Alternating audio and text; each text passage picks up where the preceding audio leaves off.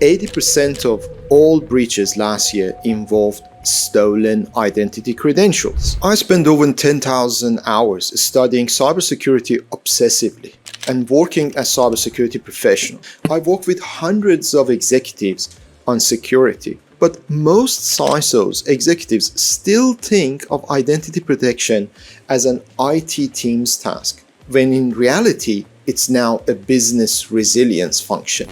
In this video, I will show you the 8 laws of identity security all executives must know. 3 of them I have never seen anywhere covered online. Ignore even one and you are the next headline, or you lose credibility. This is your shortcut to understand identity risk in a way world-class CISOs does. Hi, I'm Marco Afzali, founder and CEO of Delo Security. I've helped hundreds of organizations secure their identity infrastructure. These are the exact laws I teach my clients. 3 of them I never seen anybody talk about online. Let's get into it. 3 companies, 3 headlines. Let's look at what actually happened. Let's start with MGM Resorts. Attackers called IT support, 1 phone call, social engineering. They captured an identity token and pivoted through Active Directory in minutes. The breach cost them over $100 million.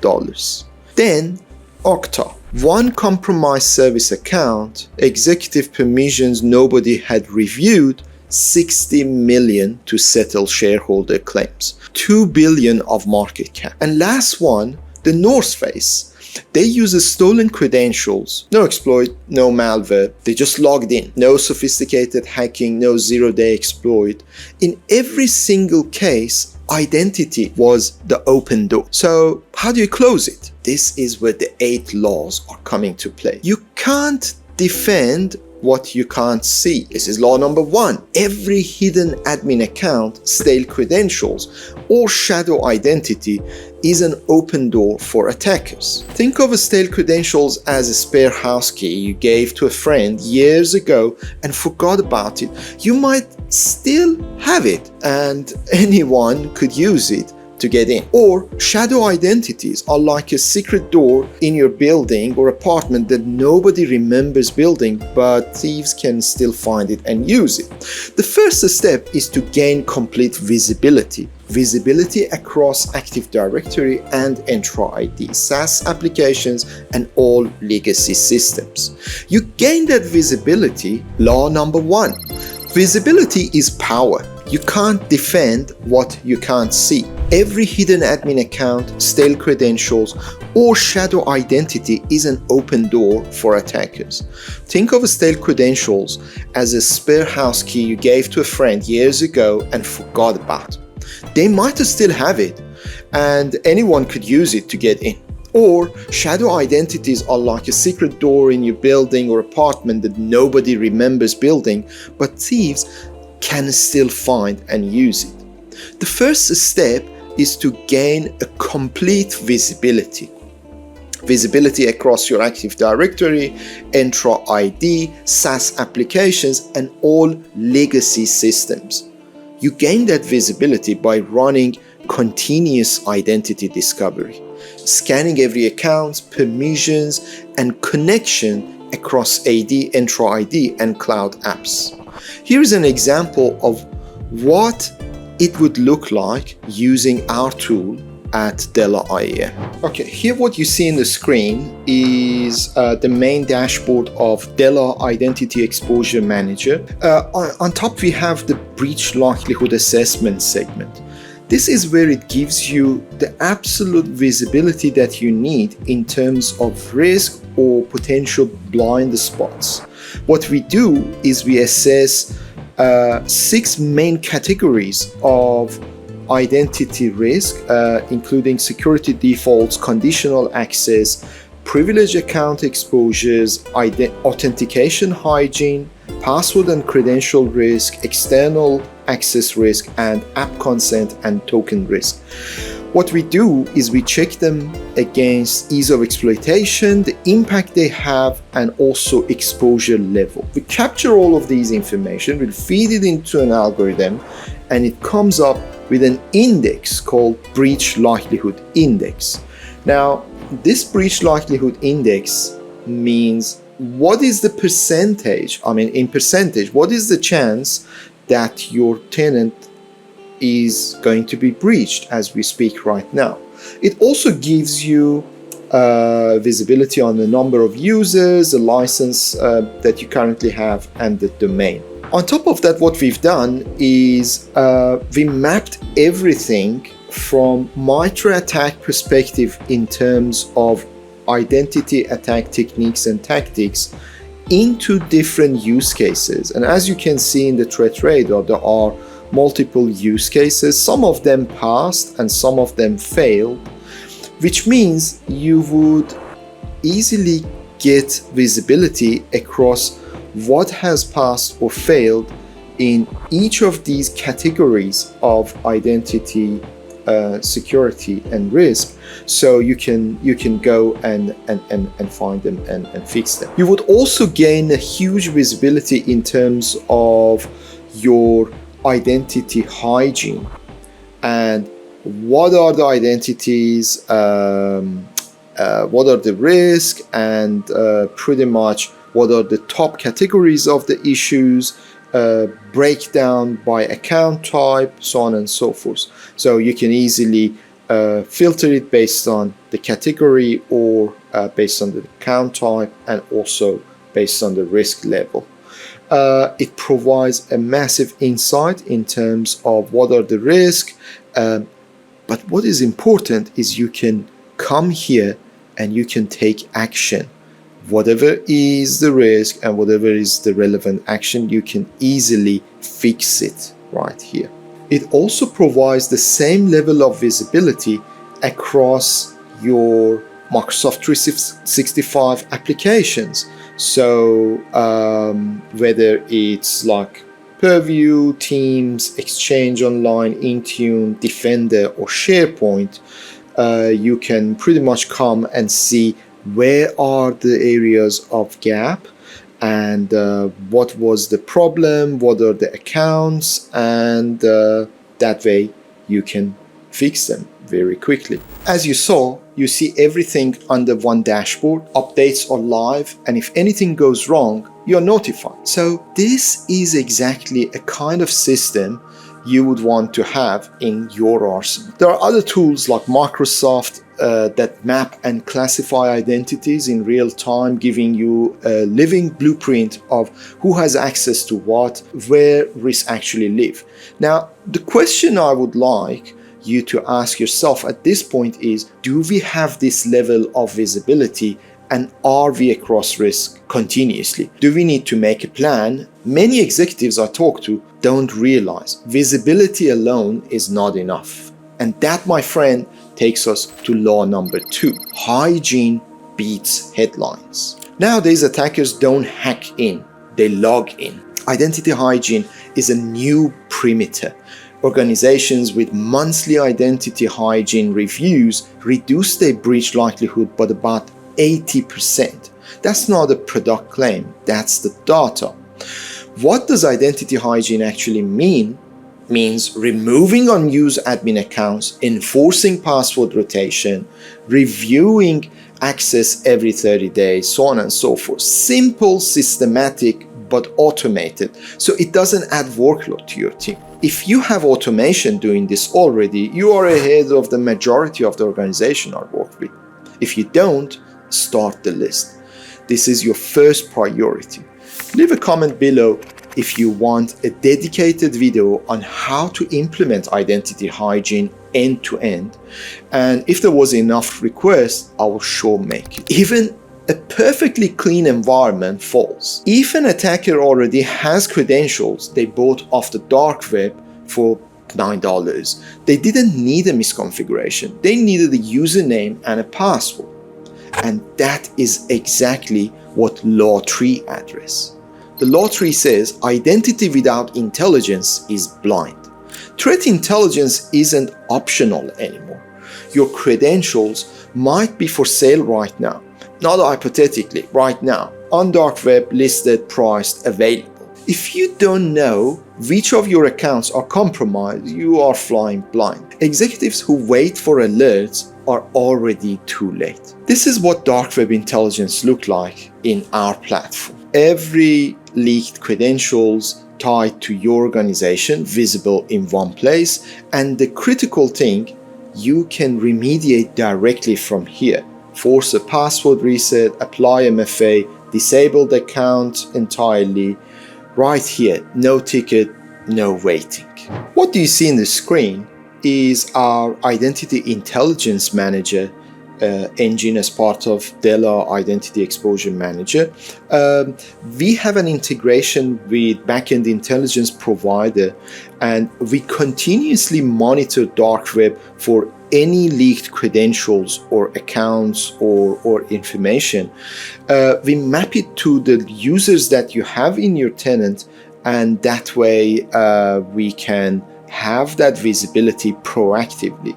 So what do you see in these test accounts is this user and this email address been breached in this test collection. Obviously the collection in real life will be different. It could be anything, LinkedIn breach or whatever breach name.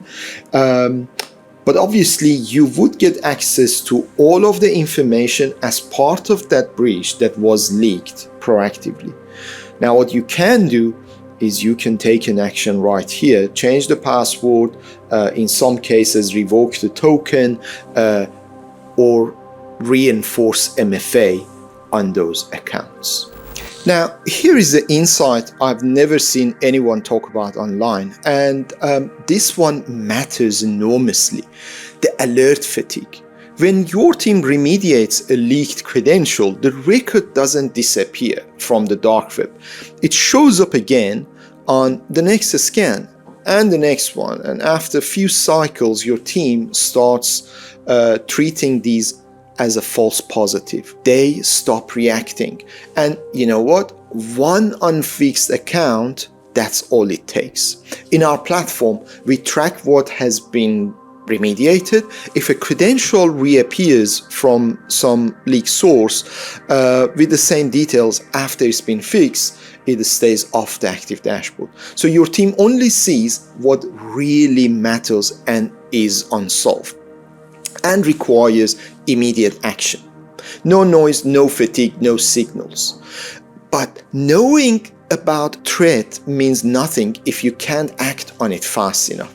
And that takes us to law number 4. Speed is the real security.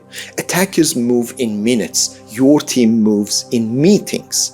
The industry average time to remediate an identity vulnerability is about 110 days. That is not an exaggeration. This is data. And attackers need minutes to move laterally once they are in. I spoke with many leaders, and as soon as asking about their time to remediate, they say hours or maybe days, which is great. But when I ask, is it the case across the board from critical, high, medium, and low severity risk, then the truth comes up.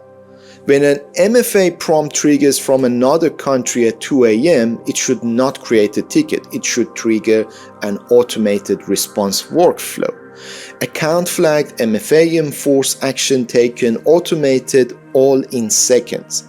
Ask yourself right now, from the moment a threat is detected in your environment, how long does it take for your team to act? Hours? Days? Weeks? If the answer is anything other than minutes, it is time to sit down with your change management team, not as a process review, as a risk conversation. Automate whatever you can, accelerate whatever you can't. But here is the thing about the speed. If you respond fast, if every account has broad access, speed alone won't contain the damage. That's law number 5. Privilege creates pressure. Every privilege you grant is a liability. The more access, the more risk. Privilege creep doesn't happen because bad decisions. It happens because of no decisions. Permissions accumulated, role expand, nobody trims. And when an attacker gets in through one compromised account, the question is no longer whether they are in, it's how far they can go. Least privilege limits the blast radius. Even if they breach one account, they hit a locked door and the next step, and at the next step. Here is how to make this a leadership metric, not just an IT task. Set KPIs. Every role access is reviewed and trimmed every 30 days. Tool that detect and remove unused or excessive permissions automatically. Least privilege move from checklist to something you measure and report on. But here is the uncomfortable truth. You can't have visibility, hygiene, intelligence, speed, and least privilege all running, all working, and still get breached. Because the weakest point in your identity security is not a misconfiguration, it's a habit. Law number 6 says, security isn't a policy, it's a habit. Technology can block attacks, only people can prevent them. No technical controls survive without a culture where teams reuse password, approve MFA, prompt without thinking. These aren't malicious acts, they are habits. And habits are silent vulnerabilities. Auto-approving MFA prompts because it's probably just IT testing again. Sharing credentials because request the right access takes too long. Using service account with excessive permissions because configuring the correct role is inconvenient. Teams question unusual access requests instead of rubber stamp them every time. MFA prompts are treated like locking the front door, not a routine click. Engineers understand why sensitive accounts have sticker controls. Not just that security said so. Build this through clarity, not blame. Short training moment, friction-free tools, and celebrate the person who actually apply these into their day-to-day work environment. Your strongest security control is not product, it's the collective habits of your people. But here is where the most leaders make a dangerous assumption.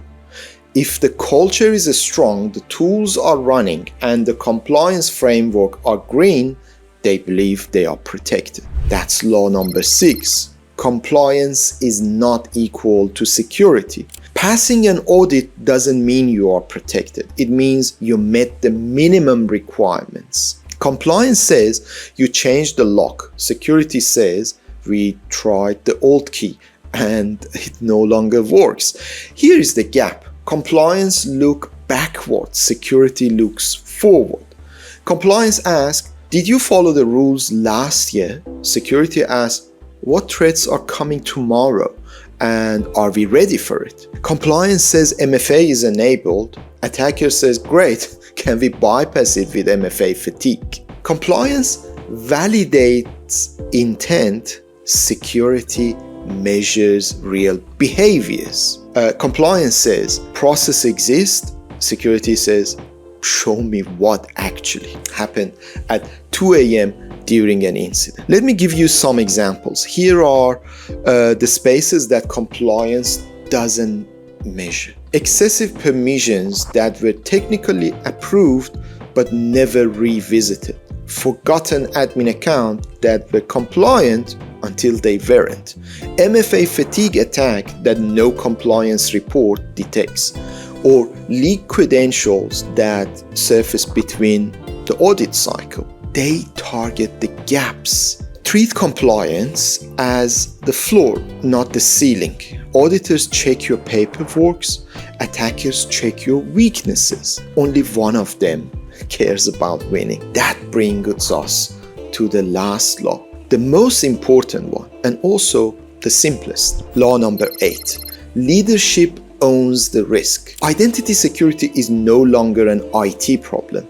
it's a leadership problem. When identity breaks, it doesn't just take systems down, it takes trust down. Boards don't ask which tool failed, they ask who was accountable for preventing it. Identity is the number one attack vector because it sits at the intersection of people, process, and technology. All three areas executives are responsible for shaping. Here are the shifts you need to own. Identity risk is not a technical risk, it is a business risk. Credential attacks don't hit servers, they hit revenue, operations, and reputations.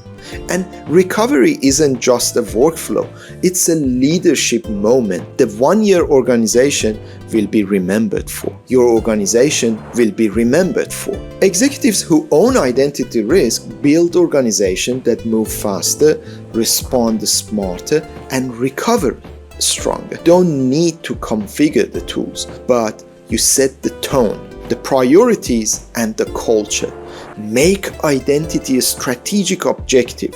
Keep speed and resilience as leadership KPIs. Because tools can help, teams can execute, but only leadership can align the entire organization around what actually matters. Every misconfiguration, every leaked credentials, every privilege gap, identified and scored. So go ahead and find your gaps before someone else does. If this video gave you some clarity, please go ahead and like it and share it with friends, CISOs, or executives who need to hear it. It genuinely helps us reach more leaders who should have this. Thank you for watching this.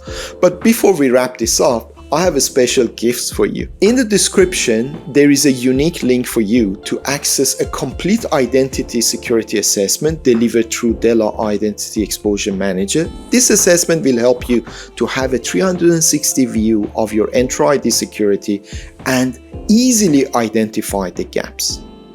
Thank you and speak soon. See you in the next one.